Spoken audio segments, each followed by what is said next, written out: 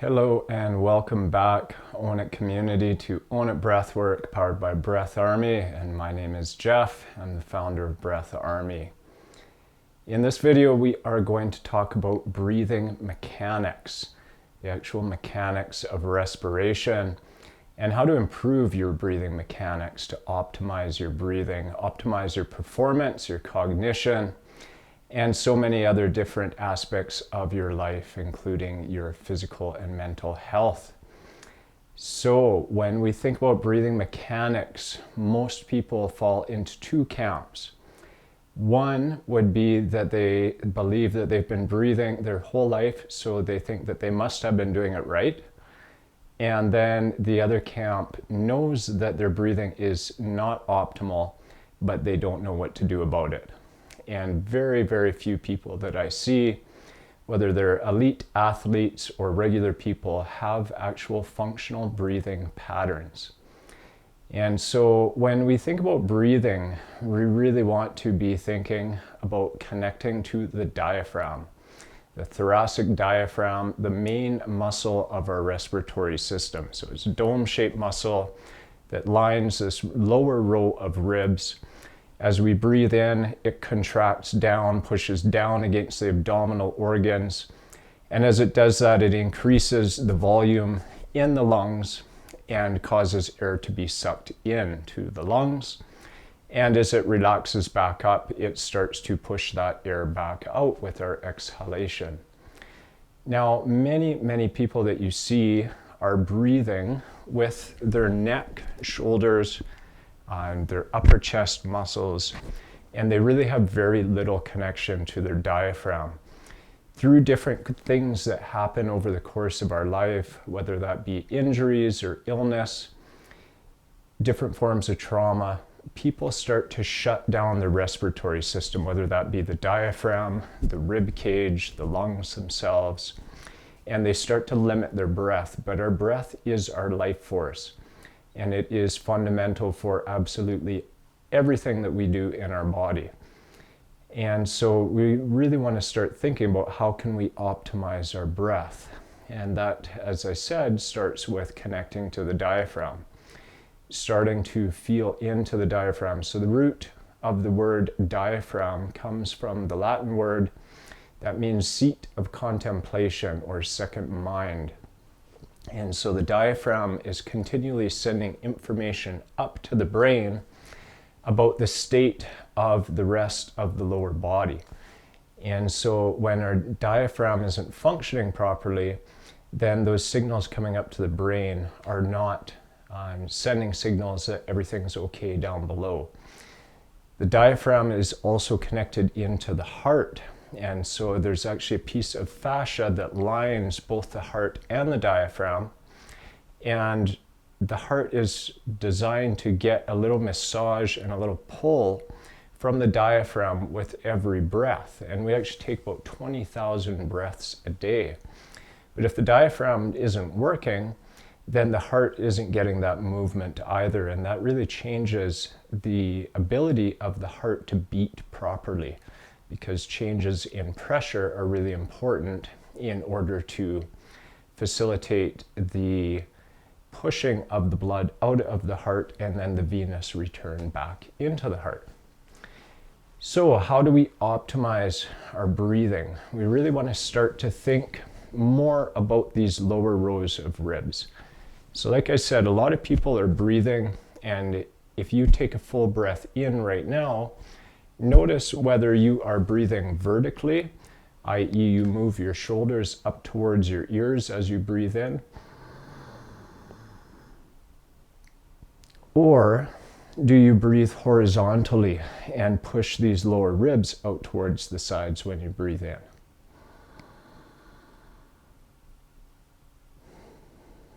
So ideally we want to be pushing these lower ribs out towards the sides. And for some of you, that might be something very new and very awkward feeling in your body. And it's something that can take time.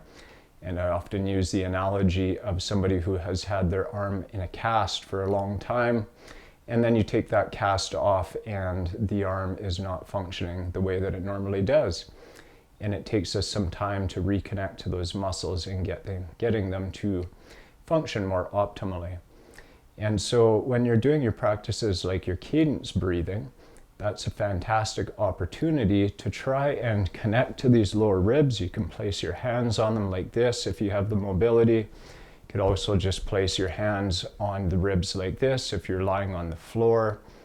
And just try and start to feel some motion out towards the sides, and try and relax and release the neck and the shoulder muscles as you breathe. So that part is super, super important. We really want to be thinking about breathing in and out through the nose. And so if you are engaged in activity or you're engaged in sports and you're really pushing yourself right to the limit of your performance, then that might be a time that you start to think about breathing in and out through the mouth. Otherwise, the rest of the day, whatever you're doing, you want to be thinking about breathing in and out through the nose and thinking about softening your breath and slowing the breath down. So many people are either hyperventilating or breathing in a really dysregulated pattern. So they'll be breathing far too much when they're hyperventilating, or if they're in a dysregulated pattern, they'll breathe really, really gently and shallowly into the upper chest. And then all of a sudden they'll start taking some great big deep breaths in order to compensate for those shallow breaths. And then they'll go back in shallow breathing or not breathing at all. And they're in a really, really dysregulated pattern. Now, breathing is one of the background oscillations in our brain that many other aspects of our physiology attach onto. So if our breathing is nice and smooth and calm, then many other processes and functions of our body are nice and smooth and calm.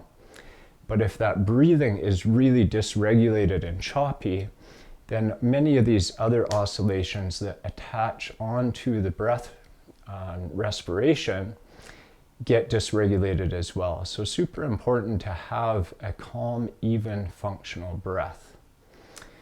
So when we think about breathing, we could think about the analogy of eating. And so if you eat too much food, then you gain weight.